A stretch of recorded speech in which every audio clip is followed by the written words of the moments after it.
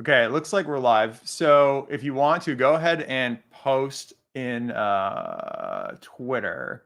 Maybe we can push it. Now, it's interesting. This will Cool. stream to YouTube, Twitch, and Twitter Nice. simultaneously. Oh, that's cool.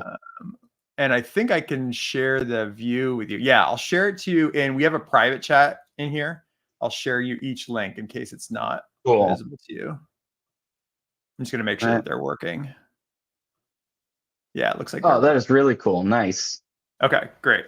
And then I don't know that you want the Twitch one, but nah, the Twitch is fine. I'll post it here anyway. But yeah, I think YouTube and Twitter are the biggest ones probably. Okay, cool. So tweeting about us now. Okay, great. And then in StreamYard, there's a comment section, and as people write comments, they should show up in the comment section. Cool. And I believe they added X recently too, so we should get those as well. And yeah, I think here, I'm going to post them up right now real quick, and then we'll go ahead and get started. Cool. And let's see here. So we're going to post these.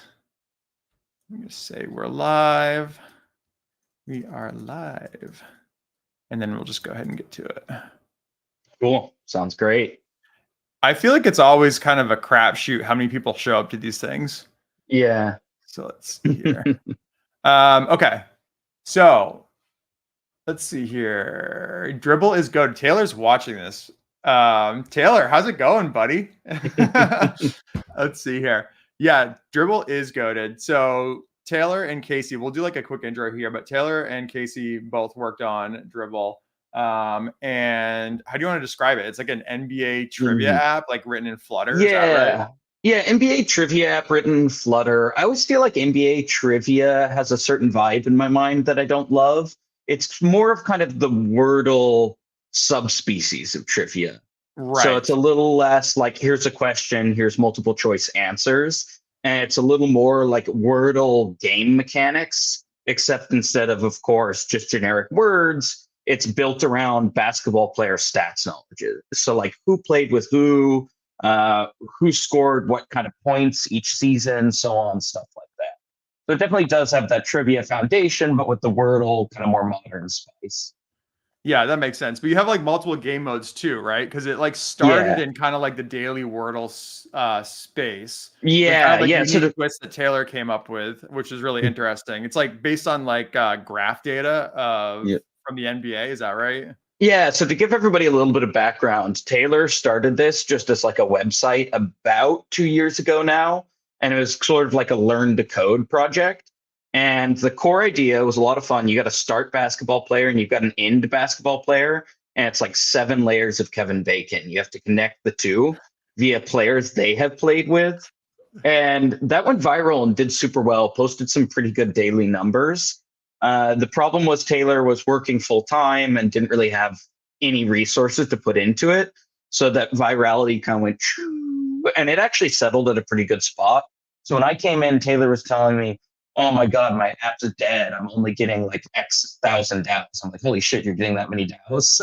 Yeah, I remember him telling me too, and him being like, oh, I'm only getting, I can't remember what it was. He was like, oh, I'm only getting this many daily active users. I'm like, that's like way more than I've ever had on any of my side projects. This is crazy. Yeah. So I proposed to him because I was just off my last project and desperately trying to find an excuse not to apply for real jobs. So I pitched to him like, hey, we'll do a profit and equity share, and then I'll build a mobile app version for better monetization, and because I know Flutter. And then we're going to go really hard on building an NYT of trivia sports games out of this. And we're about 10 months into that process. It's been going pretty well. We've had okay daily active numbers throughout that time and okay revenue coming in. But literally just 4 days ago, a fairly large YouTuber did a video on us and we skyrocketed up, and now we're at about 10K DAOs. We'll see how much it sustains. We're still like in the early days here, but we're posting much better revenue numbers and much better daily actives. So the thing I'd love to work on with Luke, if he's up for it, is talk about ASO in that context of we've got an existing web brand that still has some daily active users that we regularly try to convert to mobile.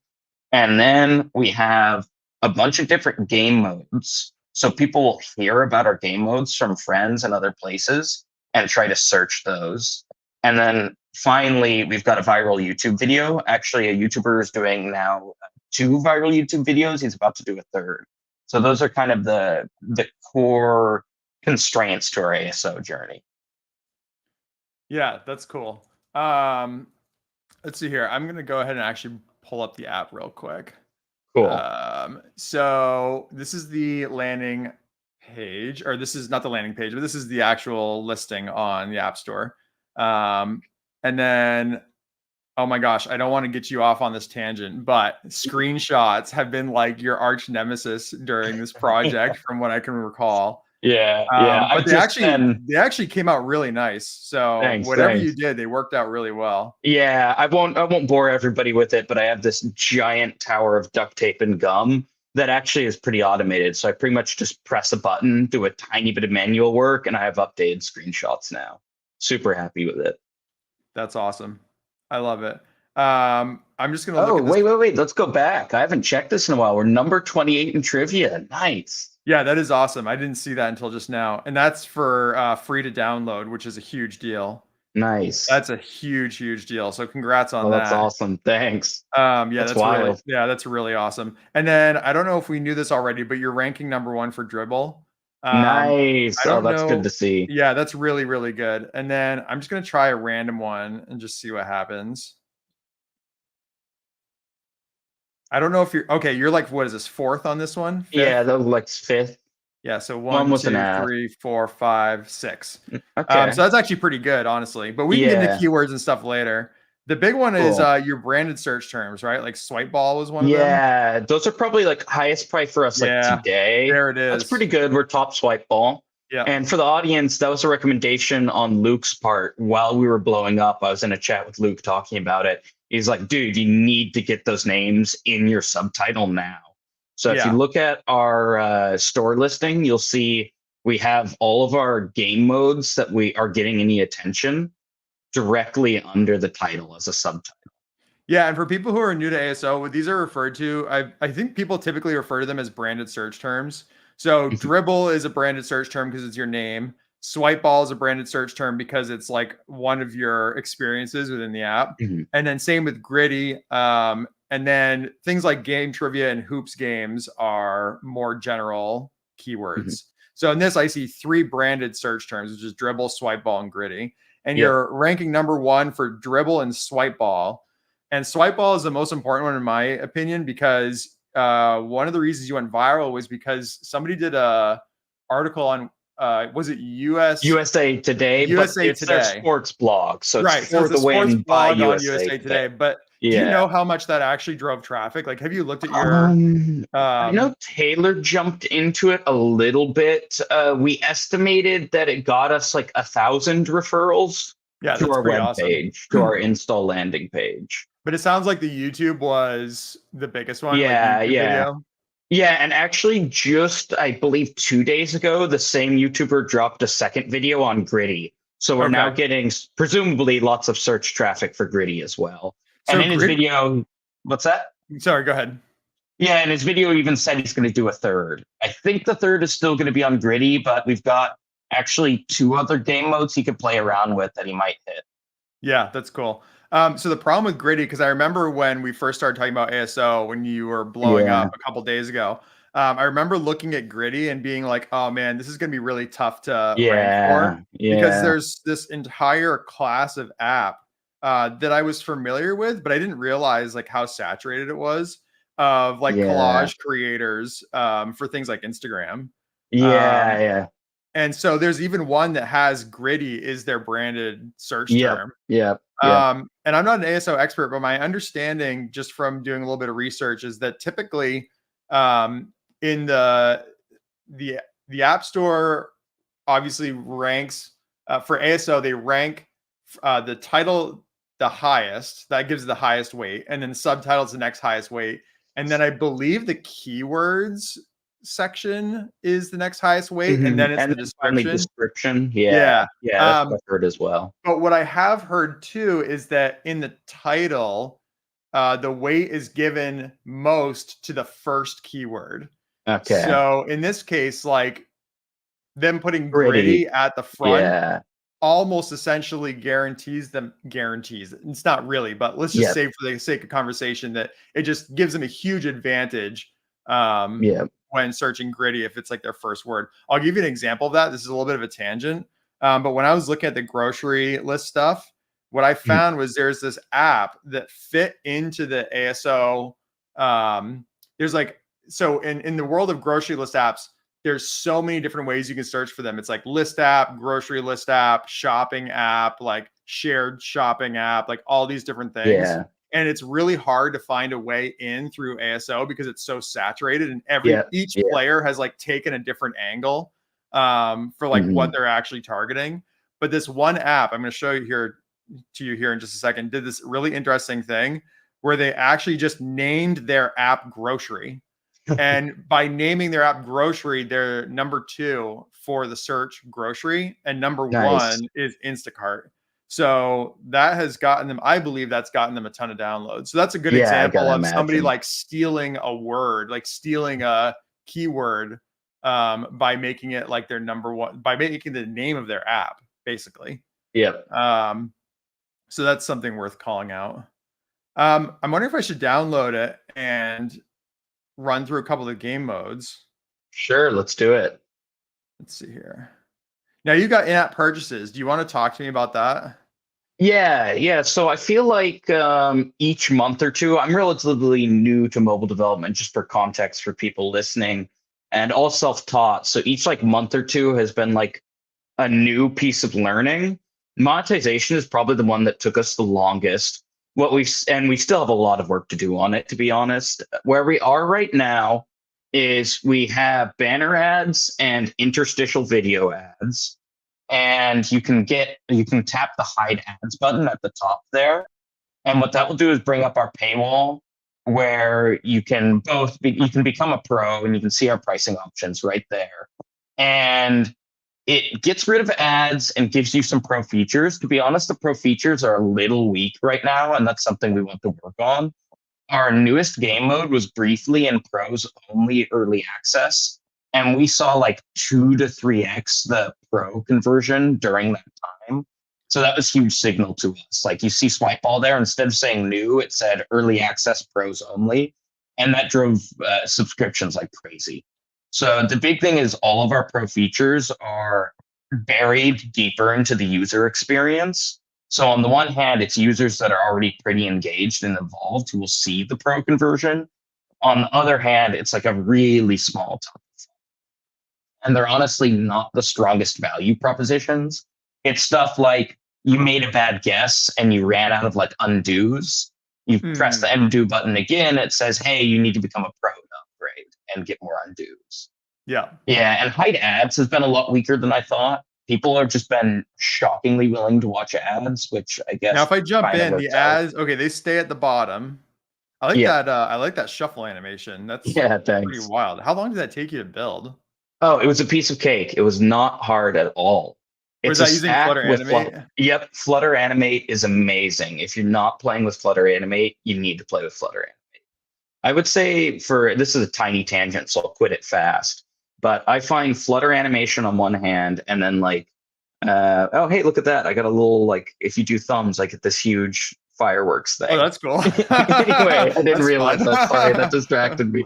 But Flutter Animate for like more complicated and imperative animations, and then lots of animated container, etc. The implicit Oh, I love animation the implicit suite. animations. They're awesome. Yeah, yeah. I think all Flutter Animate doesn't cut it, and all implicit animations doesn't cut it, but the two together are super strong. And you'll see too, every once in a while the card wiggles. I think it's every Yeah, it is 10 pretty seconds. neat. I think I was Yeah. interacting with it, so I might have stopped, but let me pull it Yeah, up if you first. interact with it, it stops the wiggle. But just for a new user, in case they don't realize that it's a swipeable card, it wiggles every 10 seconds until they start swiping it. Yeah, exactly. That's where we're at here. So I'm doing that manually. Yep. I don't know anything about basketball. So I'm just going to run through these and so Cool. people can see the interactions here because I played Here's around my with it a little bit. recommendation. Yeah. Go off who looks like they've averaged 10 points this season. That tends to make it fun. Even if you don't know basketball, you can kind of just go off your gut check. That's hilarious. Okay, we're going to say, Hey, there you go. oh, damn it. Oh, man. No. I'm just going to go left, Wow. right, left, right. Somebody's got to short your market here. I You're know, good at seriously, this is pretty wild. But if you look at the animations at the bottom, they're really cool. So if I swipe left, Yep. it actually, oh my gosh, look, I just realized it starts to Yep. peek out. Yep. That Yep. is a detail right there, man. Yeah. That I is love really those. nice. I really try as much as possible to tie interactive elements to scroll controllers Yeah, I think it's a because good it idea. has so much perceived production value, but it's actually not that much work. Yeah. Hey, did you ever, just a random question. You may have already thought about Mhm. this. Did you guys ever think about putting those results closer to the top? Because I'm realizing that my thumb is covering those cards at the bottom. To be honest, I hadn't thought about that specific thing. We are aware that users don't notice them well enough. Got it. Like Okay. users regularly get confused because they're I think part of it too is they're also super small. We could put it towards the top. We are doing a bit of a relayout right now. I think top's not a bad idea, honestly, because it really ties it to the prompt. The other thing I really want to do, and it's just a matter of when I get a chance to, is having like green sparks fly out of the screen from the side you swiped to if you were right. Oh, dude, definitely. Yeah. Yeah, I think that's and then having a awesome. lot more of the screen shake when you're wrong. I'm a little worried on the latter half. Like, I don't want to do full screen shake because that feels too upsetting and jarring. Sure. So right now, only the little like preview card shakes, and that's way too subtle. But if I did full screen shake, that's going to kind of too emotionally punish the user for a mistake. So I'm Yep. going to pick like either the full bottom bar, maybe the like top word, maybe both. I'm going to pick whatever just on pure gut check feels like the right amount of feedback without being overemphasizing a negative outcome. Yeah, and I wonder if there's something you do with haptics too there. Yeah, that is a good idea. That And would be a lot of fun. I bet you could build the sparks or something like it pretty quickly with the confetti package. I don't know that it Mhm. would be exactly the fidelity you're looking for sparks, but I think that you could kind of get the ball rolling there. Yeah, that's where I started. I found the confetti packages API incredibly hard to use, Yeah. and I had some other more pressing stuff, so I abandoned it. But yeah, I have been meaning to revisit that. Though I kind of like the idea of having something super high fidelity. So I was thinking of trying to do it in Rive. Yep, you could do it in Rive. Also, you played with shaders a little bit too. Is that a possibility? Are shaders good for rendering particles? I totally could do a shader. It would definitely work for it. But the second you get into shader land, you like 10x your dev time on it. Yeah, that makes sense. I totally get that. Yeah, which There by the must way be is an some sort of aside. particle animation, but yeah, go ahead. There's an aside for like a miniature bootstrap project. I don't know if there's any way to monetize it, but basically a Flutter shaders IDE. Because 90% of the problem when you're building shaders is like the IDE feedback is almost non-existent and the test and retry loop is really bad. And Yeah. there's a lot of like really basic mistakes that just experts at writing shaders memorize and understand intuitively that you could bring a less expert person along with Yeah. just really strong like IDE plugin features or something. That makes sense. Do you think you get as crazy as like a WYSIWYG editor, or are you just talking about like just helpers? Helpers, yeah, WYSIWYG isn't going to be too targetable. Shaders are like their own deep world. They're not as intimidating as they feel, but they are like their own world with their own rules that you really need to memorize and work with. Sure. And they beat you pretty hard with a stick if you don't work within that rule set. One note too, and I found this kind of helpful, is we recently added the game ID to the lower corner. So on one side, it's a player ID, and the other side, it's a game ID. And we haven't Oh, had too much of a reason to use it yet, but I like doing little Easter eggs like that. this for So when screenshots? if a user posts a screenshot either with a complaint or just like they're playing the game, I can then cross-reference that. As an example, when the YouTube guy did his video, it took us about an hour or two to cross-reference that with our user analytics. It's And that was amazing. that was before this update. If But if now you it would have were been a lot playing easier. Yep. If you're playing Yeah. this version, it would have taken us like 1 second to cross-reference with our user analytics. I think that's great. I think people get too nervous about doing things like this, about taking risks, and it's like Mhm. I didn't even notice that they were there. Like Yeah. the Yeah. way I would describe it is I did see them, but I thought that they were just like a fun thing. I didn't think Yeah. that they were like really that there was any like big Functional. brain reason to do it. Yeah, it's both. I actually started putting those in with just random flavor text because I was directly ripping off Yu-Gi-Oh's card design, Yeah, just because I exactly. was a Yu-Gi-Oh kid, and they put like Konami, LLC, and all and their copyright info at the bottom. So Right. it's doing double duty in that respect. You guys should have you guys thought about putting like copyright like dribble of the coast or something like that for like Wizards of the Coast? I have no idea because that'd be hilarious. Yeah, we're very scared of messing with that kind of stuff. That's fair enough. Yeah, Anyway, I we're just want to do trying. one more walkthrough on this. So if I go left, you can see it peaks out on the left at the bottom, and Mhm. then it will actually do like a little scale confirmation animation. I just think that's great. And then if it fails, it does a little jiggle. Yeah, there was a bug in an early version, our like early access testers pointed us out to, where I was showing you the answer in the peek through UI. I like how this actually gives you the answers when you're done. This Yep, is great, yep. man. This is oriented to try and be as shareable as possible. Yep. The one thing I don't love is that not all the results fit on the screen at once. Right, exactly. You have to scroll. Yeah. Yeah. Did you ever look into the screenshot package? I'm using it. Actually, I think I may have snipped out the code that used it. I did have image share for a while, where if you had like a series of share icons, and one of them was image, and when you clicked image, it would like pre-package like a JPEG for you, and it even like customized it so it wasn't even a raw screenshot. It was actually like a slightly customized thing. So we could do something like mess with the aspect ratio in the screenshot version. The problem is users are just so trained to just like hit the screenshot Screenshot button and on their share. phone. Yeah. I often wonder about Yeah. that. Um, Yeah. in not a side project, but like a project for an employer, there's a situation where people were like you were saying, they were just screenshotting stuff all the time to Hmm. share. And so Hmm. what somebody did, it wasn't me, but what somebody did is they actually detected the screenshot and then they Yeah. would pop up a little thing at the bottom that said something like, or it was a tooltip on our actual share button. Oh, And so it would say, basically like, hey, did you know that we have okay. shareables up here? And then that like increased the adoption of the shareables by some insane amount. Yeah, that's brilliant. Oh, that's super, super smart. I might have to do that because, yeah, I ran through that whole flow. I think it's still sitting in our code base, just unused.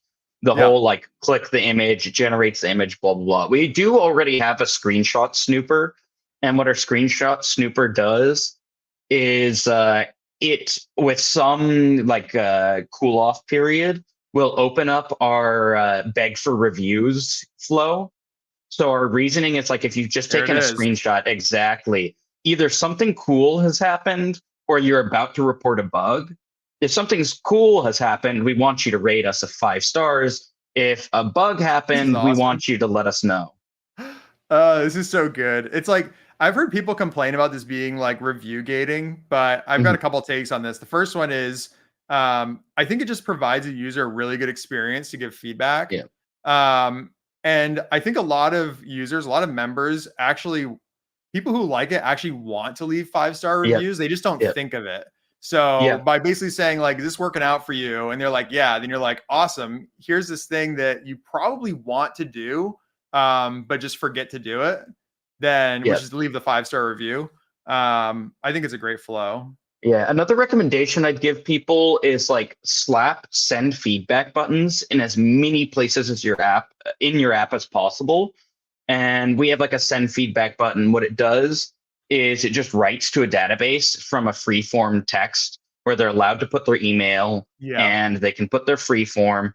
And it hasn't been like 100% the most useful thing. We've gotten some good stuff out of that. The big thing we get out of it is it siphons people away from negative reviews.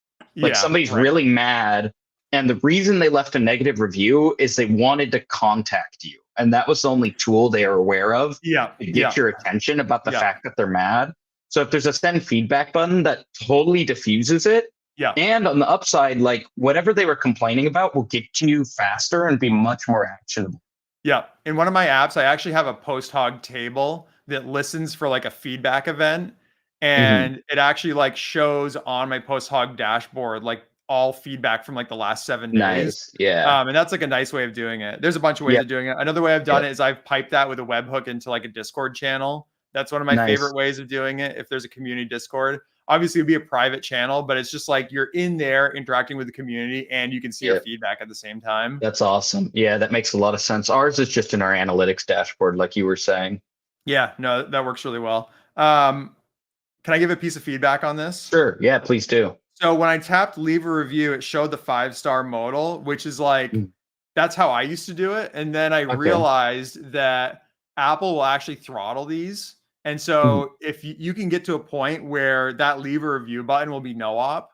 And Really? so, yeah. And so that can obviously be a frustrating situation. I don't know which package you're using, but the most common ones, they have the option to either show the rating like you have here, or it will send the person to the app store and Mhm. open the built-in rating Yeah. page. And when that happens, they can obviously do the 5 stars, but then they can also leave a comment. So you get Yeah. like a more impactful review. So on the So throttling, it's like per user throttling, it is right? per user. I think it's like three Okay. times a year is last what I heard what it is, but Wait, I three don't times a know. year. Yeah, I think so, but I don't know. Don't Wow. hold me to that. You'll want to do some Okay. research, but that's the last number that I heard from somebody Yeah, just in I know conversation. they don't tell you explicitly because they don't want you like walking right up to the edge. Yeah. But man, that is way lower than I thought. So We typically, actually did go ahead. we did get like 2 or 3 pieces of feedback saying like, "Hey man, stop asking me," with no Yeah. context. I presume that's them mad that we were asking for review too much. So showing this model you're looking at. So that's like on my backlog to look into is to make sure our cooling off period is working. Do you Because know our if that was cool off Android or period, iOS, or did it not matter? like 90% of our users are on iOS, so I Yeah. presume iOS. Okay, got it. I'm guessing they didn't even get to the leave a review part. We're just Got spamming it. them. My best guess is maybe our cooling off period has a bug in it, and there's somewhere where we're like hitting people more often than we intend to, because it's like a 1 week cooling off, which is I feel like pretty long. Yeah, that does feel pretty long. I'll tell you what I did on one of my apps. I had this thing where the user could interact with something just like over time, right? So in this case, Yeah, for you, it could be like playing a game, let's say. yeah, So I would do show the feedback screen um, after they had played one game, like on the next launch, right? So if they yeah, played one game on the next launch, it would show it, right? But then I yeah. also I spec'd it out by hand. So it was like the first breakpoint was 1, and then the second one was 10 games, and then Mhm. 100 games, and 1,000 games. Yeah, And I never yeah, like did the stats on how long that took, but the idea was to get that like exponential yeah. Exponential back off. decay. Yeah, Yeah, yeah, exactly. yeah. I like But it. then also only showing it to people who are actually engaging, Yeah. who are playing it a lot, as opposed to just like opening the app a lot. Yeah. One thing we're going to do too is this is like a modal experience that just pops up at different times. We are actually probably playing too many ads. That's some feedback we've got. Our CPM is lower than we expect it to be. And we're like hitting people pretty hard with interstitial ads, which for one, we feel bad about. We don't want to like over ad you.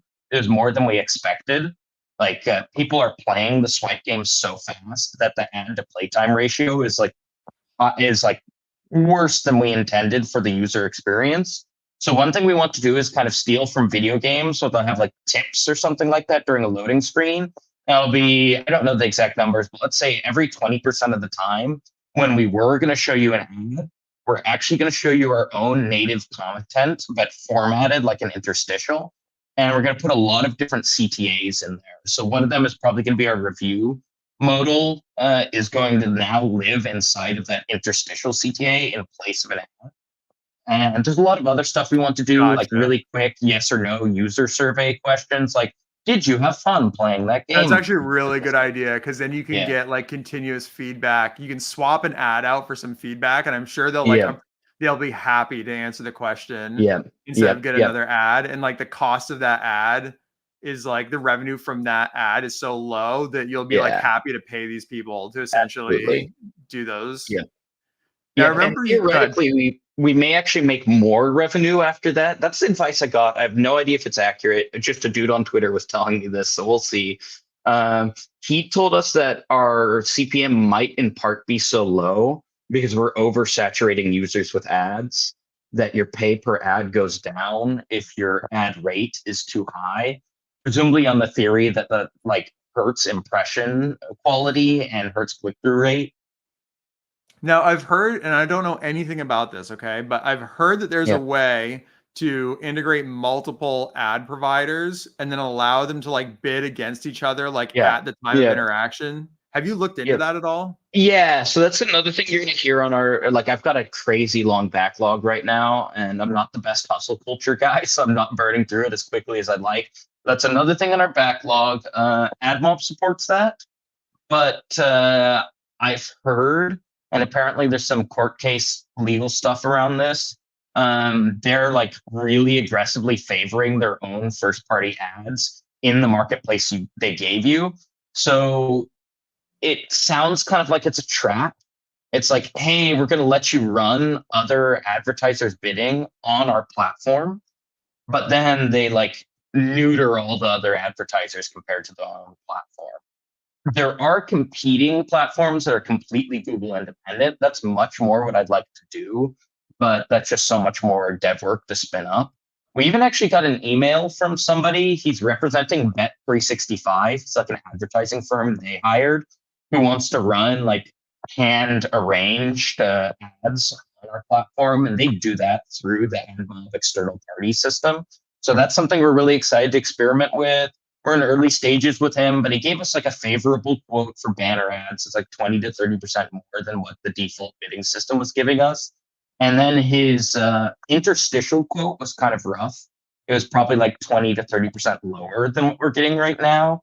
The interstitials is where I'm most worried and most confused, because when I look up the like mega reports from AppsFlyer and people like that, or Appadeal, I forget which one they name. It's very confusing. They say that I should be getting like $12 to $15 for your iOS US users for interstitial ads, which is like almost 3x what I'm getting. That's way more than what I'm getting. So I'm trying to figure out if I'm doing something wrong, or I'm misinterpreting the report, or the report's wrong. Judging by that quote I got in the email, I kind of wonder if I'm misinterpreting the report. Because he actually quoted, like, we're making 6 eCPM off our interstitials.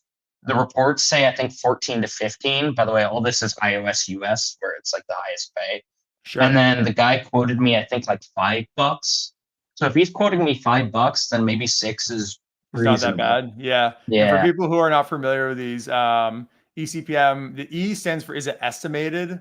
And then CPM is Estimated, cost per mil, which is cost per thousand. So for every yeah. 1,000 impressions, a 6 eCPM would be for every 1,000 impressions or every 1,000 times you show an interstitial ad, you can expect to make about $6. Mhm. Did I get that Yep. right? Yep, that's correct. Okay. Yeah. And the estimated is in there just because you're not guaranteed to actually get that. And then there's even like retroactively, they'll steal revenue back from you if they decided that it didn't fully constitute an impression, yada, yada, yada. So Is really, that like it's based on like CPM. time shown and stuff like that? Or is it like They a little have like fuzzy? it's like an arms race between them and fraudsters. And so it's like a million different factors they're considering. Yeah, because I Um, guess you could just like have a device and just like you have a device farm and just like flash ads on it all day. There are totally firms you can pay to do that for you. They Yeah. have like 1,000 devices, and then they have either like some sweatshop person who's having a bad time, Yeah. or even like literally a robotic finger. Yeah, going, exactly. shoot, shoot, shoot. That's Yeah. Oh It's pretty man. dystopian. It's Oh very man. You dystopian. could totally make a version of Swipe Ball that was just like a single interaction. You know what I mean? Oh no. It's like playing a Yeah. slot machine or something like that, where it's Yeah. just like all you have to do is press the button, and then like after like maybe that's why those slot machine games are so lucrative, is because they're Yeah. literally making a game that they can automate Oh my God. somewhere Yeah. else to just have like a fake like button presser that shows an interstitial ad every like 90 Yeah. seconds. Yeah, maybe. Yeah. Oof. Yeah, That's that too world I funny. haven't got into. I just know it exists, and it sounds kind of scary. I think it's hilarious. All right. Do you want to talk about ASO a little bit? Yeah. So to give people context, I've done almost no ASO work, so I'm coming in as like a pretty good audience surrogate here. I don't know what's going on. Like we just slammed keywords in our description and our subtitle and our title, and that's about the peak of our sophistication here. So one thing I'm going to say is that like even though that's true, you guys are kind of killing it, Awesome. and I think the reason is because you have this website. You guys started as a web game originally, and then you were using that. You were getting pretty decent traffic on that, and you use that to drive installs Yeah. of the mobile app. And my guess is that the downloads and the reviews and the impressions that you were driving to that actually boosted you in the App Store. Yeah, we saw that happening in real time. So we kind of like accidentally stumbled our way into a really good store ranking hack. Is we had, I think, 1,800 DAOs on day 2 or day 3 of our launch just from converting all of our existing web DAOs into mobile. And that really seemed to boost us on the App Store. We got to number 99 for trivia at launch.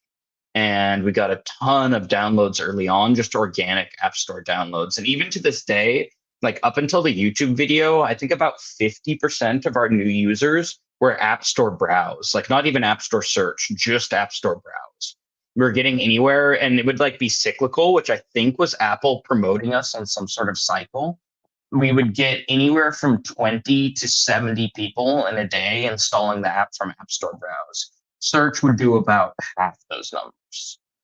And which category are you in? Is it trivia? Or trivia and sports. Okay, yeah, I because think you can trivia pick is our both, dominant right? category, and like sports is our subcategory. Got it.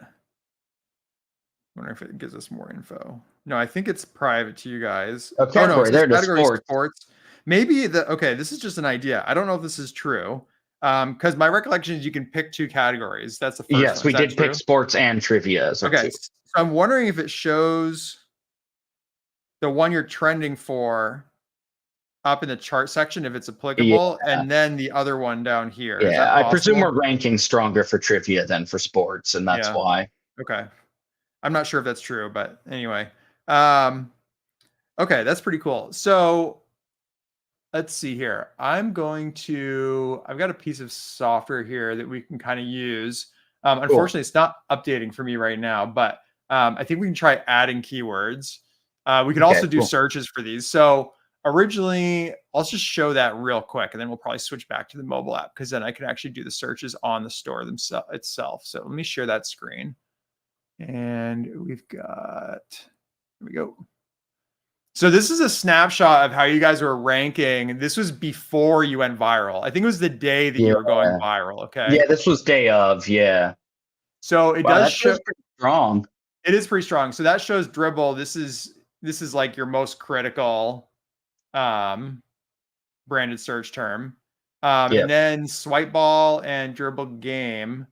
These must have updated recently. I don't know if that last update this has to be updated. This is way stronger than I remember. Than it was, yeah. Yeah, that's super strong, man. I'm really happy looking at those numbers. Wow, so wait, we're number 1 for basketball trivia. Damn. Let me see if that's still true, because these things fluctuate all the time. I've seen on some of my apps where I feel like I'm pretty strong, and then it fluctuates up and down like 3 items. But either way, man, that is exciting to see. I'm gonna type it in. We're gonna do it right now. Trivia. Yeah, you guys are number 1. Nice, for basketball nice. trivia, so I can confirm that. And you can see here for Swipe Ball, yeah, this is where it was. You guys were ranked. This is what it was. You guys were ranking around 25, and then after you did, oh wait, you can't see that. Hang on, that's annoying. You'll just have to believe me. I've got a chart here that shows you ranking number 25 for Swipe Ball, and now ranking number 1. That feels good to see. And to give people context, I'm messaging Luke. I'm coming back from a ski trip, about to fly out of Reno, and I'm like on the shuttle. And Luke's like, dude, you need to be ranking for these right now because you're getting tons of search traffic from this YouTube video. Like, you need to do this yesterday. So I was like panicking on my laptop trying to get snippets of hotspot reception while like going through the Sierras mountains, going into Reno, trying to get this out as fast as possible. Yeah, that was pretty fun. That was pretty fun Yeah. on my end too. It just felt like a fluid, like a moving situation. You know what I Yeah, mean? You kept like yeah, posting up like your charts. I think at one yeah. point you got to like multiple thousands of daily active users. Do you remember what the actual stat was? So the one that I was posting the most and I was following was like simultaneous users, Mhm. which is like 30-minute actives on Firebase. Sure. And we peaked out at like 960. And I That's was really wild. hoping that hit 1,000, but didn't quite hit 1,000. Okay.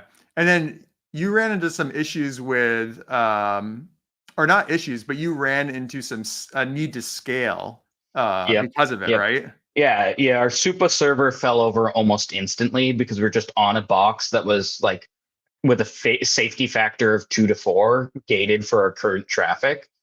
And to give people context on Supa, unfortunately, it doesn't scale fluidly like Firebase does. You have a box, and that box has a size, and when you grow out of it, everything collapses. So you start getting slower and slower and slower response times, and then eventually you just start getting response timeouts.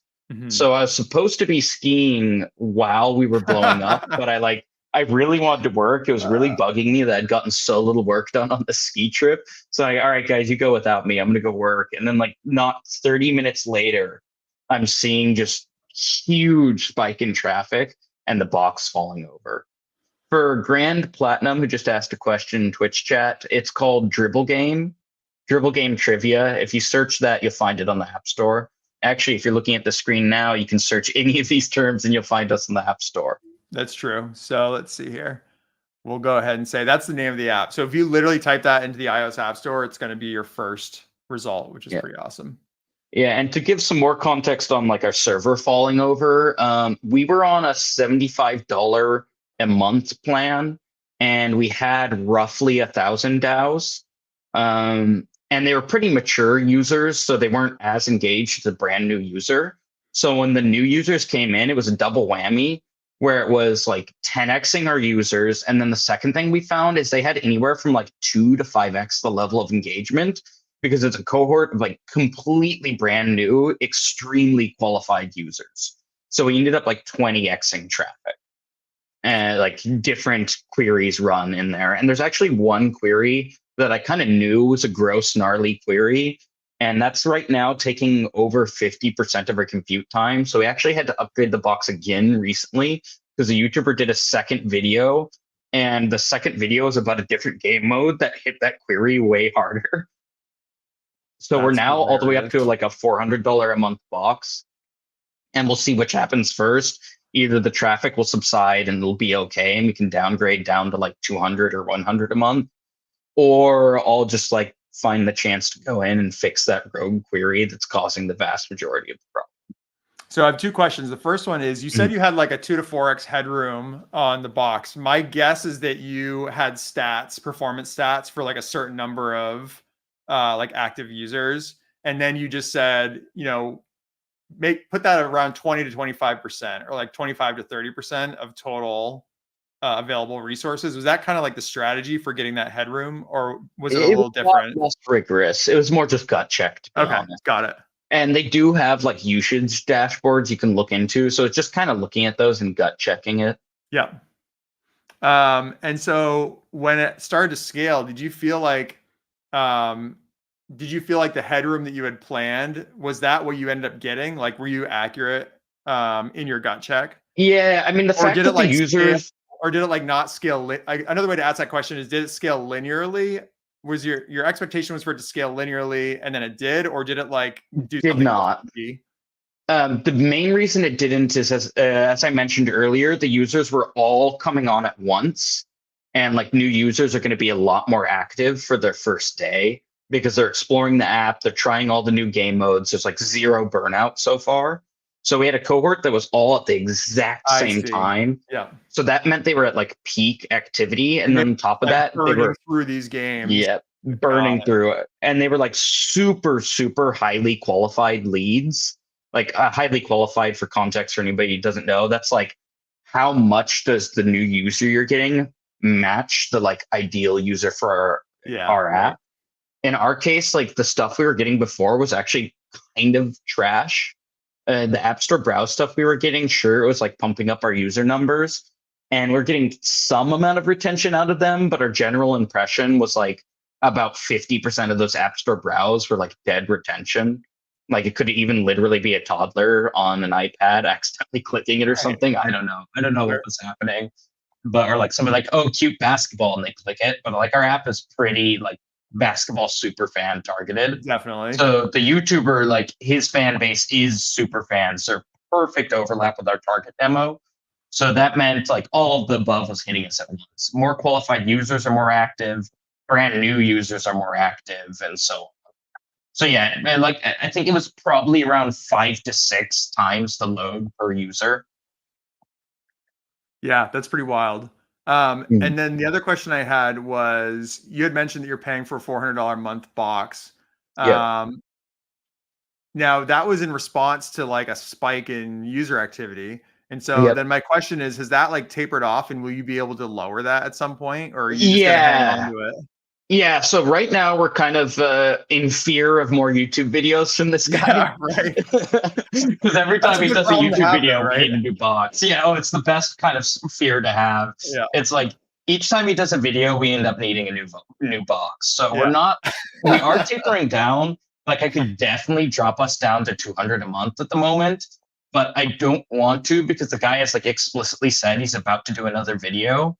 Yeah. So I'm gonna see where things settle out. And honestly, the unit economics are such that like $400 a month is not that bad. I mean, of Yeah. course, I'd rather have an extra 200 a month. So I'm gonna see where things settle in about a month and see if I can shave that down. But today, that's looking fine. That's not bothering me. So you guys must be bringing in more revenue than the $400 a month box. It sounds like Wait, yeah, you're feeling we're pretty good about quite the above ratio there. that. Okay. Yeah, our profit ratio is really nice. I mean, the to give you a kind of a general sense, the goal we're going for is to be able to pay mine and my friends' full-time expenses. Yeah. Um, if we held at what we're at now, and I'm just to be clear, we're probably not going to. We'll probably drop down to I'm estimating about a third the current revenue. Yeah. But if we held at what we're at now, we'd be like right on the knife's edge of whether or not we had hit that target. Yeah, that was It's my almost enough to two people's full-time salaries. Yeah, in California. And that's after napkin mathing, app store cut, server costs, and then we've got like miscellaneous, et cetera, et cetera. That's like none of it like super rigorous, but napkin mathing it all out, we'd be probably not enough headroom for us to be comfortable and commit to it, but within like spitting distance. Now, I know a lot of people are talking about this idea of, trying to seek funding to grow something out versus trying to turn something into just like a cash flowing business that you can kind of park and just allow it to flow money into your bank account with like very little activity on your part. Yeah. How are you guys thinking about this at this point? Yeah, so our long-term goal has still been to make this a fairly active project. And I've got a couple reasons for that. Most of them, honestly, are like personal preference more than they are like this is the correct decision handed on high. For one, I'm really enjoying building this app. This app has been super, super fun. I'm actually not a basketball guy at all. That's Taylor. I know literally nothing about the NBA. Like I played basketball once in 6th grade, and the ref quit next season, or sorry, not the ref, the coach quit next season because we sucked so bad. That's like the majority of my life's basketball exposure up until now. Yeah. But it's been super fun. Like it's kind of a soft mobile game. I don't know if there's a good term for this, but there's like gamey games where they're going to be built in Unity or something like that. Yeah. They're going to be like very physical rendered game world based. And then there's like games that feel like an app in terms of the tech stack, but they're not quite an app because they have flashier animations. And of course, the user story is different. I found that category to be extremely fun. That like I'll keep calling it the soft game category. It's really fun space to play in relative to just traditional apps. but it's still super familiar to somebody who has an app dev background. Yeah, and there's the GOAT of these games, in my opinion, is Philip. He used to be on the Flutter team. Yep. And I think he's now I think he's left and he's out in like Europe now or something like that. But in any case, he has like a small, I think it's just him, game dev studio where he builds these games, and he calls them app-like games. Nice. Yeah. And so they're not like, it's not like a game like a 2D scroller or like a playing game or like an overhead game or like a platformer or anything like that. It's like you said, it's like a trivia app is a great example of like what could be an app like game, for example. And like you guys have definitely built one, and I love that it's actually, you know, from my point of view, succeeding. Yep. It's doing quite well. To be honest, like each 3 months I've been on this project, we've kind of hit a plateau. I start thinking, shit, I'm going to pull the plug because like I got to get a real job. I need income on the horizon. I don't need it today, but I need like life sustaining income somewhere foreseeable. And so each time that happens, like we start doing some Hail Marys, and one of those Hail Marys really strikes gold. In this case, it wasn't us doing a Hail Mary as the YouTube video, so it's a bit external. But one of the past ones was actually your suggestion. And that was, we had a Candy Crush style live system where it's, okay, you get 3 lives a day. When you run out of lives, you can keep playing, but you're going to have to watch an ad to get a new life before you can keep playing. We were getting just hilariously bad conversion numbers on that. I think we're making like 50 cents a day. And it was just embarrassing and like, holy shit, we totally miscalculated. Our napkin math was like off by multiple orders of magnitude here. We're screwed. And then your suggestion was to switch to interstitial ads instead of like you ran out of lives where you opt into an ad to keep playing. And that roughly 5x our conversions. It performed really, really well. And after doing some user surveys, what we found out was happening was people took the life system as like rationing. Even though you technically could play all you want, emotionally it felt to a user like you were only allowed to play 3 times today. Like we even had one fan who it's like told us, not an abundance personality. yeah, An abundance scarcity point of view. mindset. Yeah, exactly. We triggered scarcity mindset by accident. Like one of our super fans even said, like, I'll have a moment to play, and then I'll be like, oh, but I can't really like dedicate to playing right now, so I'm not going to get as much out of it as I could. So I'm going to save that life for later in the day. Yeah, that's super interesting. Which as like an app developer, it's like the worst thing you want. You don't want people like, you've got a hyper engaged user that's so engaged, they're like playing this meta game to ration their time on the, that's like total opposite of the response you want. Yeah, no, I agree. I always have this problem whenever I'm thinking about freemium models, is this tension between trying to limit what people can do to inspire them to upgrade, but also not limiting them to the point where you're actually harming their growth and their activation. Yep. And I guess, sorry, I really sidetracked us. So you were originally asking about the investment, VC, et cetera track versus the passive income track. And I kind of said we're in like this third bucket, which is I'm trying to turn us into like a pretty proactive small to medium business. Yeah. Rather than passive income, it'll remain like a pretty active job. But I want to turn it into a springboard for super ambitious kind of startup tier projects. So we now have like this pretty strong user base. We have this game mode format that I really love where I can come up with what's like a completely wild experiment. And as long as it's within the brand of like basketball fans, I can just launch that as a game mode. Yeah, I don't need a new app. You have like a wicked springboard. You have like a cash flowing springboard for all kinds of different things, which is super interesting. Yeah, so we've got some pretty big ones on the backlog that we're going to try and hit. Though to kind of evaluate the other approaches, the passive income approach, I haven't looked too deep into that just because like I'd be scared at fall off if I'm not keeping the app fresh. I put a lot of work into putting updates out regularly. It's even stuff like, I don't know if this is true, but I get the feeling that ASO gets harmed when you haven't released an update. I don't So that's know. like, I don't know what the stats are on that, but it wouldn't surprise me. yeah, One thing I that's what it have heard feels is like. that one of the big drivers is recent reviews. So if you have Mm, like an app that's been out for a really long time and people are using it, like for example, I had a pay to install app that people were like very rarely downloading, but it was actually like bringing in for a random side project. It was bringing in like $300 to $400 a month, which was like kind of nice, surprising for like a nice. pay to install. Yeah, But people would they would buy it, they would use it, but they weren't like actively reviewing it. yeah, And so it just essentially looked like a dead app, even though it yeah. wasn't. And so one of the things I had to do recently was start working on driving Mhm. those reviews because I wanted to start ranking higher for some more competitive terms. Yeah.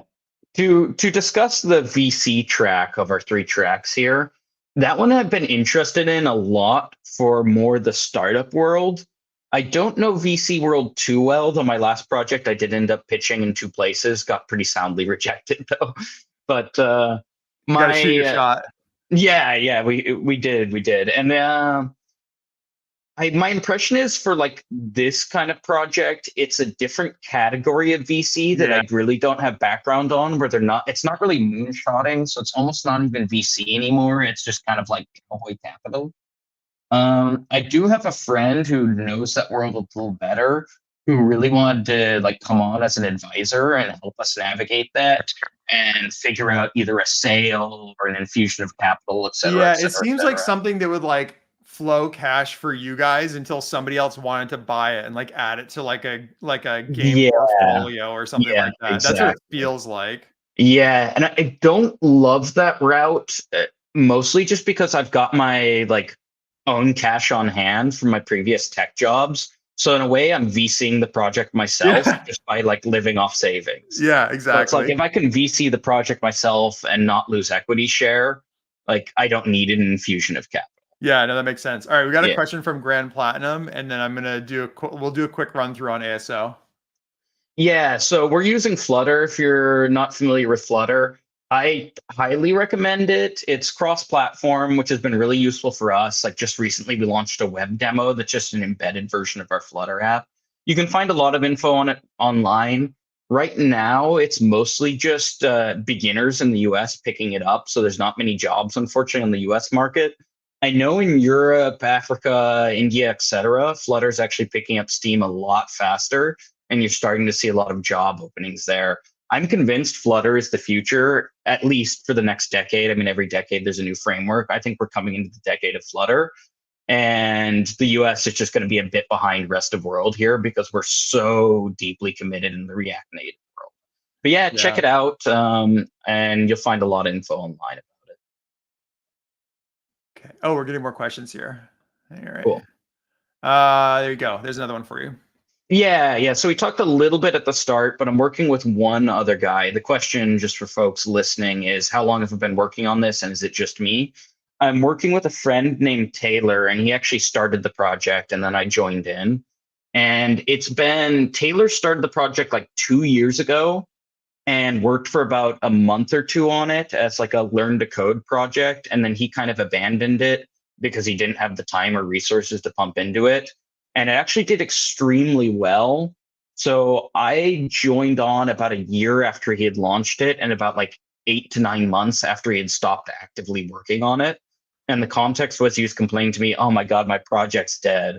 Like it's so sad. It's pulling these terrible numbers." And he quoted the numbers to me, and like my eyeballs turned into Yeah. cash signs. Same thing happened. Same thing happened to me. I remember talking to him, and I can't remember what the numbers were, so I'm just gonna make it up. But he was like, "Yeah, I'm only getting like a few hundred like daily active users," and I was like, "A few Yeah, hundred daily active users? Like that's wild." the And this, numbers were much higher than yeah, that. it was much higher to be fair. Yeah, but I remember yeah, hearing so the number and just being like, just like stunned. Do you remember what yeah. the number was? I'd love to set the record straight if we're able to. He I think tries to keep the numbers a little closer to his chest, Okay, but got it. it was in the thousands. Okay, yeah, daily active users, and it was like right out of the gate too. Yeah. But was part of that because Taylor has a little bit of distribution with his Twitter account? I can't remember if he promoted it on there or not. Yeah, I think the causality was both directions. He was already starting to build a Twitter brand in the basketball space, And then this game really catapulted that Twitter brand a fair amount. So I Yeah. think that was a positive feedback loop, though I'm not 100% sure. And we tried to leverage his like Twitter presence more, except he still has a good number of followers, but he's not in their feeds anymore just because he hasn't been using Twitter much in the last like 6 months. To finish on the question here, I joined Taylor on the project about 10 months ago. Our hope was to start generating like a pretty serious cash machine within like 2 to 3 months. I think we launched at 2 months. And like the biggest learning I've had is going into this. I thought, okay, this project has traction. This project has DAOs. The rest is trivial. Like the rest comes naturally. I found even for a project with really strong traction, and repeatedly this project has shown to have like super strong traction, turning that into sustained growth and like good monetization is extremely non-trivial. There's a lot of subtle decisions you have to make, and some of those decisions won't matter, and you'll like waste days of your life bike shedding them. And some of those decisions will look like they don't matter, and then being like the critical difference between like $1 a day and $100 a day. Yeah, it's really interesting. And I bet if you tried to do this again, you would have a clearer idea of how to make those decisions, and probably earlier on. Is that fair? Yep. Yeah. Oh yeah. I've learned an enormous amount from this. And that's one thing I'm excited about. Is like, even if this project doesn't end up like carrying me to financial independence, I've learned so much and built a resume from this that's like a springboard. And I think I now have the ability to jump into a lot of other projects and both be more appealing to potential partners or employers and actually be good. So it's not just fluff. Like this has made me a much stronger. Yeah, no, that's awesome. We got another question from Time95. Says, are you using the block package as a state management solution for the app? I love how these are leading questions. It's like, are you using this specific package? Yeah, Luke, I'm pretty sure these aren't like, we could wind Casey up with state management. Why don't we wind you up just a little bit? What do you think? Yeah, I'll keep the very short one. I am super not happy with any of the state management solutions in Flutter. My gut check, and I'll try to not get too lost here. I believe that PubDev has a fundamental problem where package discovery, particularly for small packages, is impossible. It's true. So if you want a successful package, consciously or subconsciously, like it doesn't even have to be willful on the package maintainer's part, you have to make a giant, like all-encompassing do everything package, because that's like the ASO of the pub.dev. The like ASO strategy is just making your package as big and horizontal and broad as possible. Like RiverPod is one of my biggest objections there. I feel like RiverPod is doing like, it is just like sub Flutter. It's a second framework inside of Flutter, which I really don't like. And I'll try and cut all this off. The short version of it is I built my own hipster bullshit that I use. And it's what I think is the like good Flutter management solution, but it's in a super janky proof of concept stage. The TLDR on it is it's like singletons wrapped in my own like special implementation of value notifier that adds some like fun snacks to it. Yeah. And that's not really going to give you the full idea, but to give you the full idea would turn this into a 3-hour presentation. You and I are all in on singletons. Yeah. Singletons, you do have to be careful. Like the classic one is like, oh, what happens when you have like a different runtime environment? So there are downsides there, and it's a little tricky. Like I'm bumping into that a lot now that I'm running my Flutter app as an isolated web demo on our website. It's like a subset, and I need to inject different versions of the singletons for that environment. So it gets a little tricky, but literally every state management solution has trade-offs, and you still can like inject different singletons depending on the runtime environment. It's like singletons don't make that fundamentally possible. Yeah, I have not. Yeah, singletons are awesome for when you need to get something out the door. And I've not had the level of success that you're having with this, but my take so far is that that's like the most critical thing. That's the thing you optimize for, is getting things out the door. Yeah. Actually, just a quick rant on my side for the being able to find stuff on Pub is like definitely a problem. I'll give you like a really quick example of that. There's been a lot of talk in the community of signals as a state management pattern. And so if you come in here and you type signals, you get Rhody's signal package, which is the one that's getting the most discussion. But then if you scroll down, it takes a while before you get to some of the other implementations of it. And in fact, I'm surprised I haven't found any others. There's a couple. SolidArt, here's another one.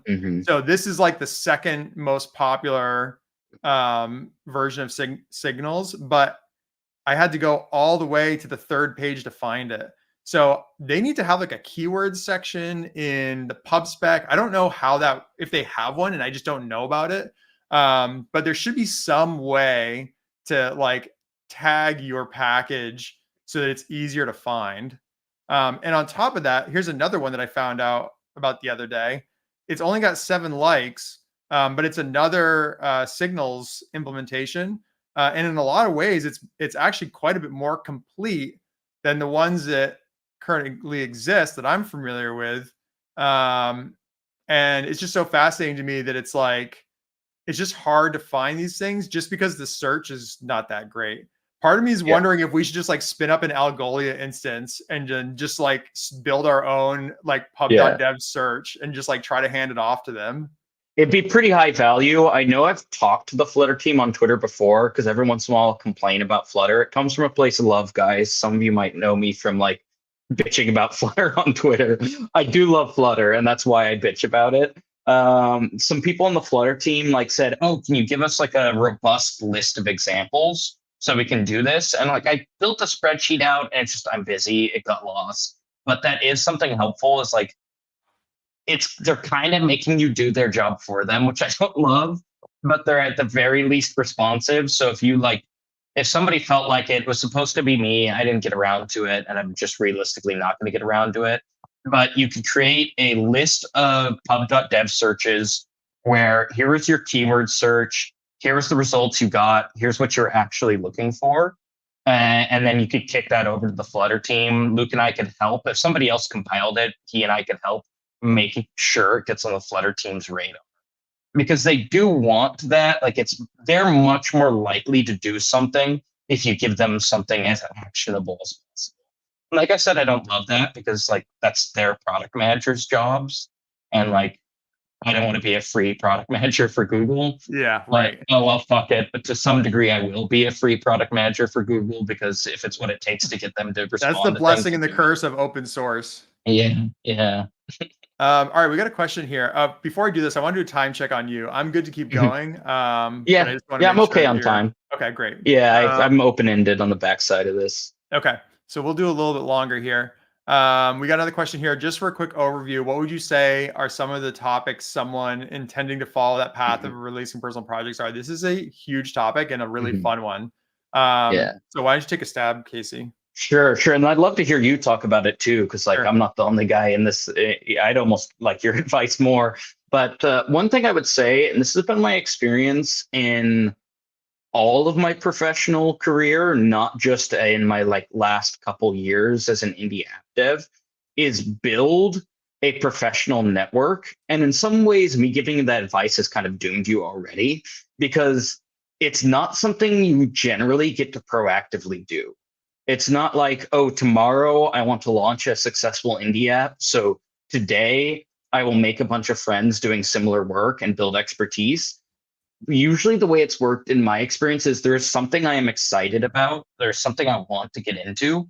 So I'm talking about it. And in the process, like this is how Luke and I, in the process of talking about it, I'll meet interesting people doing similar things, and we'll build like a strong professional network.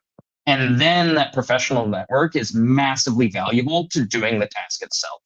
Yeah. But like I said, there's a tough caveat here where this is common advice you'll see from like gurus. And I think it's well-meaning advice, and in some ways it's good. The problem is you then see like a whole mass of people trying to do whatever field that is, trying to build that network by like spamming people who are high profile. Yeah, it's not good. Yeah, and it's a bad look, and it doesn't end up helping you that much. So you also see gurus say the other side of the coin, which is like, just be passionate, just be into it, and the professional network will follow. that's also tough. So I don't know. On some level, I think you just have to be into it, have to be talking to people, and have to be adding to the conversation, and some level of playing the algorithm. Like, I'd certainly be lying if I were pure-hearted and never thought, oh man, this tweet's a banger, it'll go far. So I have a couple thoughts on the personal network side. I definitely think the reason I'm here is because of networking that I've done. Mhm. And networking for me basically just looked like being active online. Mhm. And for people who are just getting started out, one thing that surprised me, in retrospect, was when I first started, I was spending a lot of time on the Flutter Discord group. And I remember feeling like it was just a bunch of misfits we weren't even really juniors at that Mhm. point, right?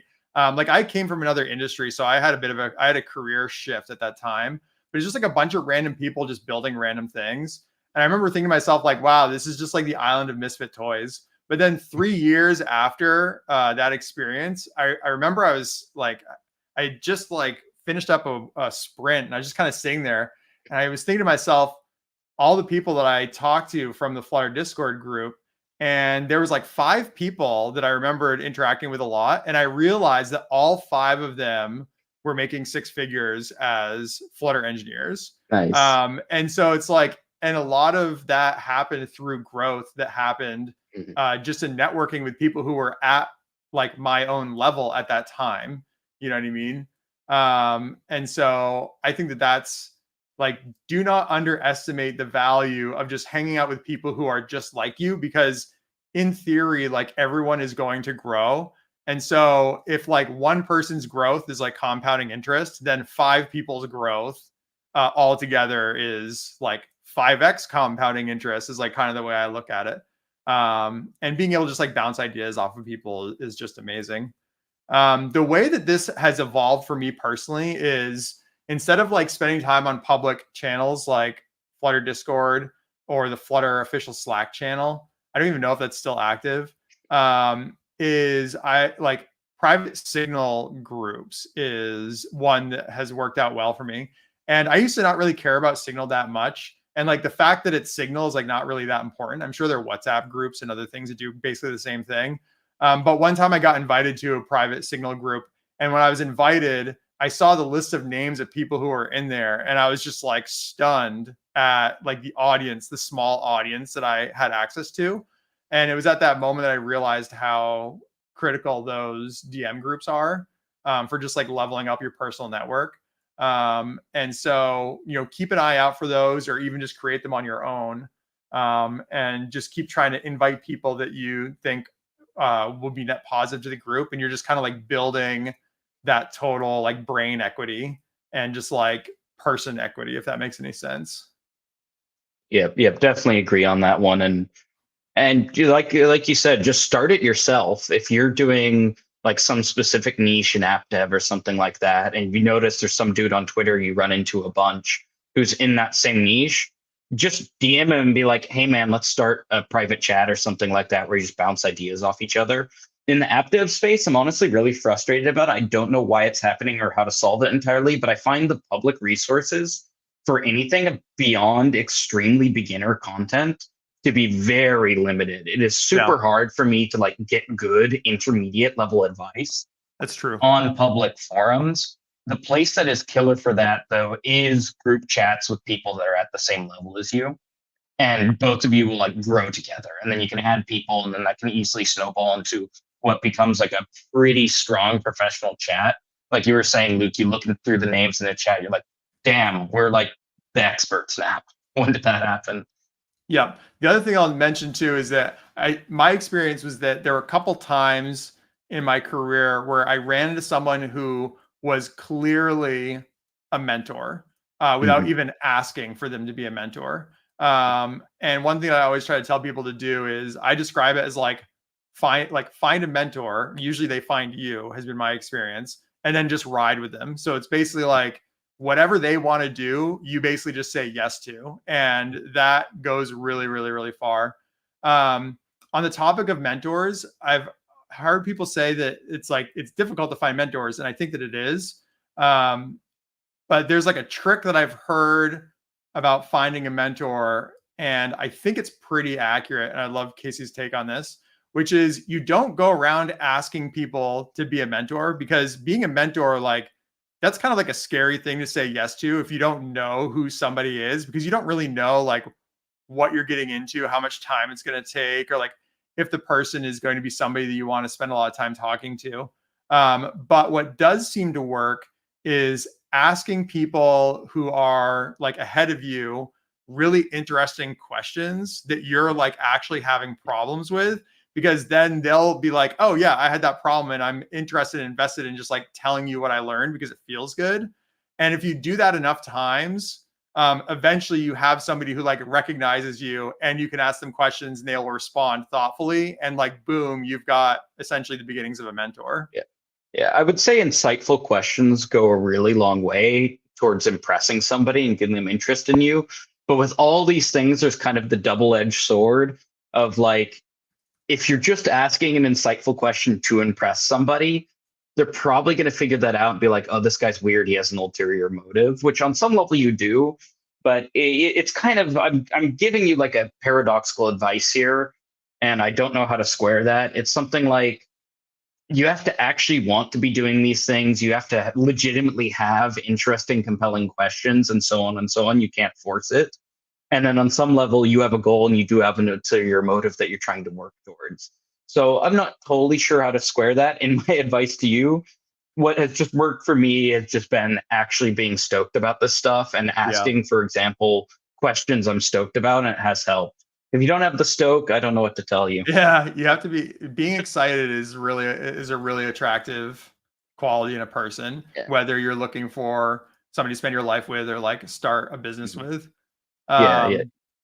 One thing I want to say, just on the topic of personal projects, when it comes down to like the nitty gritty of actually building the thing, or like, so there's building the thing and then there's building the product, which I think are like two slightly different things. Because I often think of building the thing as like you just like actually writing the code, but then building the product is like actually like what's the thing you're actually selling, which is like a separate question. When it comes to actually building the code, the first thing that came to mind for me is pick an architecture that makes you not think about architecture. So if you're picking something like, it doesn't matter which package it is, but let's just say it's a state management package and you pull it down, you feel like you're constantly thinking about the actual state management package itself, then it's probably not something you should be using in like a move fast project. And then the other thing, let's do that first. So that's code base. Do you have any thoughts on like code base related stuff for personal projects? I would say very similar. Like, I've got a friend who just recently quit his yuppie job and is trying to bootstrap, and he's like sending me tech stack questions.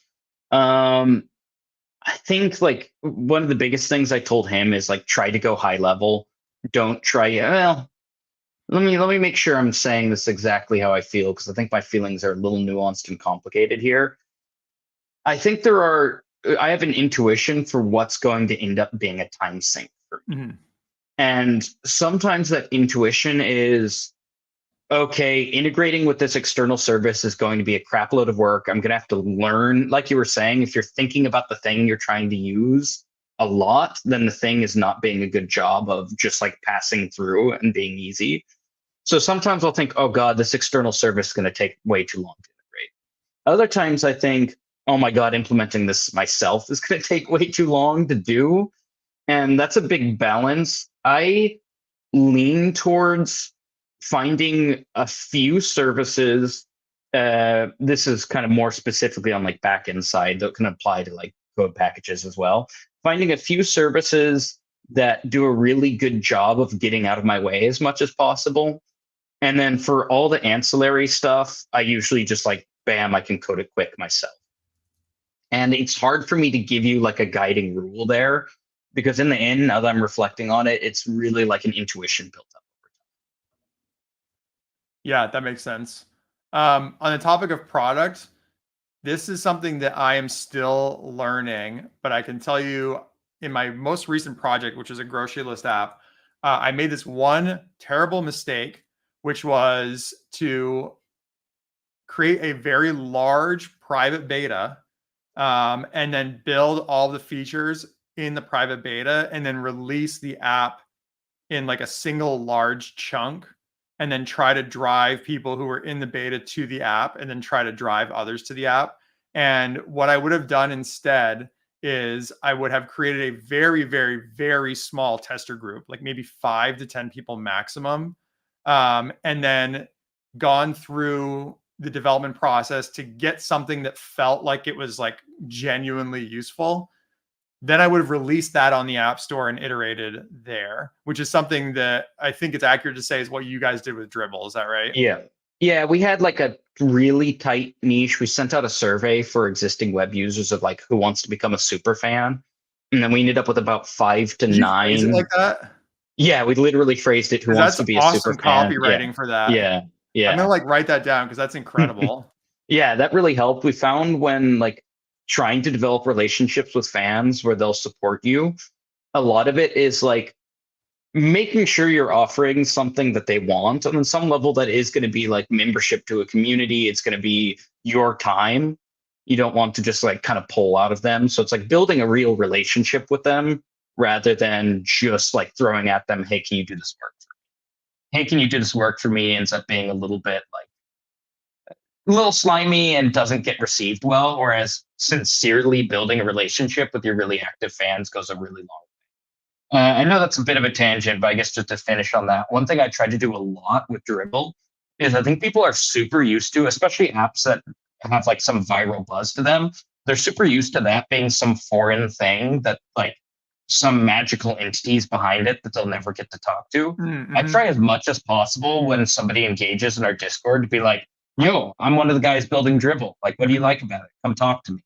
Mm-hmm. I will spend a good amount of time just actively talking to people because I think that gives a sense to them that I'm a real human being. There's an actual, honest to God human being behind this project that they can interact with and talk to. And I think that's really fun for fans. And for me, that's fun for me. Like these are the people I'm building something for. And that's why I'm doing this in the end. It's like, sure, I like money, but there's a lot of ways I can make money. And the reason I'm picking this way is because I get to have that strong personal connection with them and ownership over the product. And I know I got a huge tangent there, but to come back, it's like, yeah, for launching Dribble, we had about 5 to 9 super fans, and we were maybe in a month private beta. Then we publicly launched, and the quickest thing I did was I murdered Test Flight and the Google Play equivalent. Yeah. They suck. They suck so hard. Like what we do now is we use Firebase remote config for feature flags. Yeah. So we have like a pro group and an MVP group. MVP are like the really tight super fans, and then pro is just anybody who's paid. And we can gate things in early access for MVPs or for pros. And just do public releases. Don't waste your time with test flight for anything but internal testing. Yeah, and my take on this right now, I'm doing another project on the side, and my strategy is I've gotten rid of test flight, I've gotten rid of the Google Play internal track, and I've essentially done that so that I won't use them, right? Not necessarily because of how good the tools are, but because I don't want something that can scale a beta out. And what I'm using instead is Firebase app distribution, which is honestly not that great. But what it is it's something where I can send 5 to 10 people a link, get them in on like a bleeding edge build that like basically doesn't work. Like this thing is so janky right now. And people are coming in, they're saying like, this thing's broken, right? And I know that it's broken. They know that stuff in this is broken, but they're giving me like direct feedback, and it's like giving me insight into like what they're kind of looking for. So the fact that stuff is broken that they're running into is like not necessarily a problem for like how janky this thing is at this stage. And the problem that I had in the past is I would always try to, like shower thoughts, like come up with the perfect product and then like put it out in the app store. And what I'm doing this time is the exact opposite. My strategy this time is to basically put this thing that is really janky in front of like 5 to 10 people and then build everything that they asked me to build. Like in the past, I'd be like, oh, we can't do that because it doesn't fit the vision of the product. And now I'm just like, okay, I'll build. Like if I can build it, I'll build it, right? And my strategy here is to just do this until one of two things happens. I hit a dead end and nobody's asking me for features anymore, or people are like actually starting to use the thing and there's like a clear request for more and more features. and then it's like, okay, let's wrap it up really quickly and put it on the stores, and then like keep doing the iteration on the stores is like my current strategy. Do you want to like poke at that a little bit or have any reaction to it? Yeah, I mean, I think we've accidentally done something a little similar with our game modes. I think we mentioned that earlier, but I found the game mode format a spectacular way to experiment. So users will have requests and suggestions like you're describing. I'm like, okay, cool, I'll slap it in a game. And then you see what happens. It's almost like you're launching 10 apps inside of a single app. That is a cool thing about what you guys are yeah. doing. Yeah, though I am a Shower Thoughts product manager, designer, engineer, so I still do a lot of the Shower Thoughts. I think you can synthesize the two. Like our current game mode that just went viral was a user request that was pretty bare bones. He said, "I want an over/under game." And that's just like a betting term. It's like, will the player be over this or under swipe, like Tinder swipe, exactly. and then it's just like the basic user request like turns into the thing like very quickly. Yeah. It was a super basic request, and then I'm like, okay, that's so bare bones. I don't think that's fun. How do I make that fun? I'm like, okay, we have yes, no swiping. It's Tinder. Yeah. And then that becomes a viral hook, and that was like my elevator pitch to Taylor, the guy I'm working with, is like, we're going to make a Tinder game. Yeah.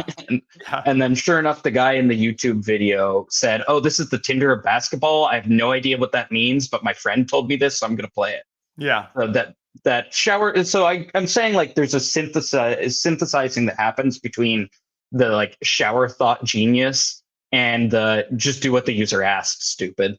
Yeah, fair enough. I like that take right down the middle. Cool. I'm probably at a good time to wrap up. Is there anything you wanted to do for closing comments? No, just one note and then one last question, which is a good one to tie up on. So the note is you had mentioned the concept of it being like Tinder of basketball. And when you went to go change your subtitle, you got some pushback from the App Store, what you put in there. Do you want to just like quickly touch on that? Yeah, definitely. That's a good one to bring up. Yeah, I thought we might get dinged by the App Store because we were putting Tinder in the subtitle. And I thought, okay, screw it. Let's go as shameless as humanly possible. See if the App Store allows it. And if they do, awesome. We went full shameless. So we got as much out of it as we can. Otherwise, back off and go like minimal shame. Excuse me. And so our full shameless was the swipe ball, the Tinder of basketball, or sorry, the Tinder of NBA. Yeah, Tinder of the NBA, because you had two brand names in there. You did like the double. You didn't even go shameless. You went like the shameless version of shameless. Yep. And it was also at the behest of others, I must say. Like a bunch of people were like, if it works, you should totally do this. Yeah. You got to shoot your shot. And of course, the App Store like insta rejected that. Yeah. And then I just walked backwards, just slapping our game mode titles in there. Yeah. And left it. Which I think was a good idea because now you have those as branded search terms and you're ranking number one for all of your branded search terms, which is like the most important thing for you guys because you're not necessarily trying to like rank for people looking for trivia games on the App Store. You're trying to like people who are talking about it and doing word of mouth referrals. You want those words to have you rank number one. Though to be fair, I kind of want to convert the former into the latter. Yeah. That's the biggest thing. I guess that would be awesome. Seamlessly flows into what's next for Dribble. Grand Platinum was asking that. That's exactly what we're going to go to. So we've got this huge virality boost right now from this YouTuber, and he's even going to do a third video. At least he said he was in his like last public video. So that's going to keep pumping some users our way, but there's just no way that's going to last, and that's just not reliable. So that's the biggest thing we're working on is how do we convert like lucky once in a blue moon, crazy viral growth into sustainable retention and growth. So we've got a whole host of like retention plays are going to be a big one. Like we don't have push notifications. And I know push notifications are a big retention driver. So that's something we're going to work on. But that's just kind of like a minor example. It's a whole handful of retention plays. Another thing we're going to work on is a lot of virality sharing mechanics. Like we saw it, we didn't get a chance to go into the interface. We launched Duel. We actually rebranded Share as Duel. And we're pretty excited to see how that goes. We just launched it. We don't have a good sense of how it's working. But what happens is you share your game and then it challenges your friend to try to beat you. So that's creating a much more compelling reason to share. And the rebranding of Dual also just makes it more exciting while hinting at that more compelling mechanical surface to it. But yeah, that's just the general ideas. We're doing a lot of retention and figuring out how to turn buzz and like ASO placement and users into more organic and reliable growth. And like I said, the goal is to get this to a point where it's mine and Taylor's full-time job. We'll still see how that goes. It's hard to say. Like right now, we're in a really happy spot. I guarantee you, we will be making like at least half this in a week or two. Like it's going to go down by at least a factor of 2. And so it's still a hard road ahead. We'll see how it goes. I'm still excited. And like, even if we can't really convert this into something sustainable, it's been an awesome project that I'm going to keep at the very least, even if I get a full-time Square job, something I keep going on the side, just because at this point I care about it and it's mine and Taylor's baby. Yep. We're at an hour and 30 minutes. So we'll tie up, but just for that experience you were talking about, after you complete a swipe ball game, which we did earlier, and you go ahead and click, there's a button at the bottom that says Dual, and then you can share that link out. And then what it does is it actually takes you to a web app. And this is actually interesting because this is actually written in Flutter Web. Is that right? Yep. Yeah. So it's to give a little bit of the specifics. Flutter, it's the core experience is literally just Flutter Web, because I did not want to rebuild this game mode web native. That sounded miserable, maintaining both those code bases. But the loading experience and the banner at the bottom are native web. And what that does is Flutter Web's first time startup is awful. So if you just slap a link to a full Flutter website, you have to do it in an incognito tab to get the really bad experience. Because now it's cached. Yeah, it's cached, exactly. Yeah, so it's like 3 to 4 seconds. So you use the native. That wasn't that bad. Well, to be fair, I'm on like 1 gigabit internet over here. If you're somewhere else, then it's gonna be a little different. Yeah, so I found this combo to be killer. I can just like rip subsets of my Flutter app out, fairly easily port them to web. It's shockingly painless to get that running. It is pretty surprising the first time you do it. And the performance is actually pretty good. Yeah, I did have to do some stuff to get to good performance. For example, I had like a Perlin noise marbling effect on the cards. I had to disable that on web because that was starting to hurt perf. Isn't it? Yep. But yeah, it ends up really being best of both worlds to have the native web like frame around it, and then just plug your Flutter as an embed inside of it. And how are you handling the deep linking here? Yeah, so on web, I literally just do like I have like a deep link handler, which is just my own homebrew shit. And on web, it just checks the like document.href. Yeah. And then calls a callback that processes that. It's my own hand-coded parser. On mobile, it's the same handler. Is this actually the game counter? This says 85 million. Oh, no. I was going to say, that's pretty wild. Yeah, it's the first 8 characters of the UUID. Got it. Yeah. So we're well over 1 million games by now. That's awesome. Cool. Yeah, this is a really cool use case. Because I remember when you were first telling me about this, I was like, nah, man, just like use a service to like deep link people into the app so they'll download it faster. And you were trying to like explain to me why this is a good idea, and I just wasn't having it. But then when you sent me the link, I was like, okay, this is actually pretty awesome. Yeah. Like you literally just like export a game and like send it to people and have them like try to beat you, and then they can download the app at the bottom. To give people a little bit of background, like Branch and especially AppsFlyer just had brutal cost scaling. Branch is okay. AppsFlyer's cost scaling is really rough.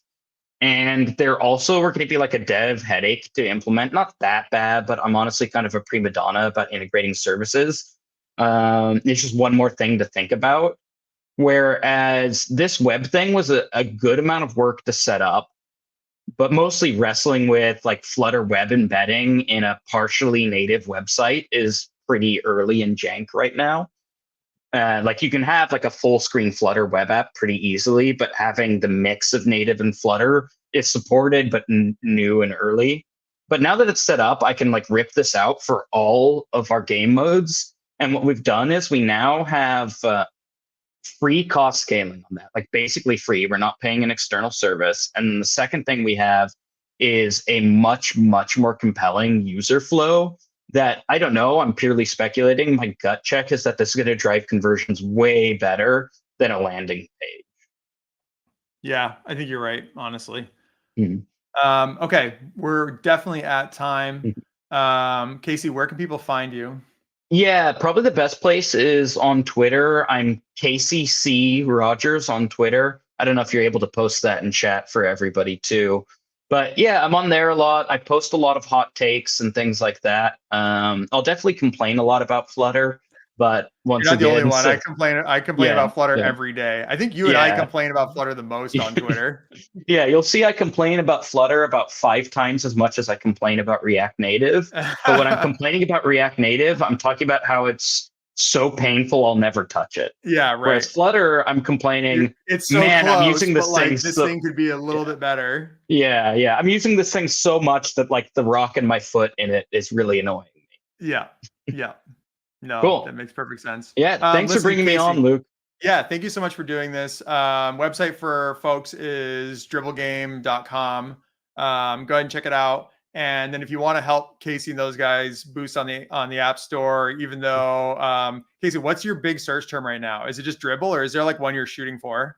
I don't think we have a one we're really targeting. I think we're in a pretty good spot, honestly, search term. I guess I'm hyped that we're Oh, number 28. Gritty. So that's the one you Yeah. need. Oh, that's So right. You're yeah, right. You're search right. for Gritty and then scroll down Okay. and download the app, and that will boost him on Gritty because that's like your one branded term that's Yeah, not you're number right. one.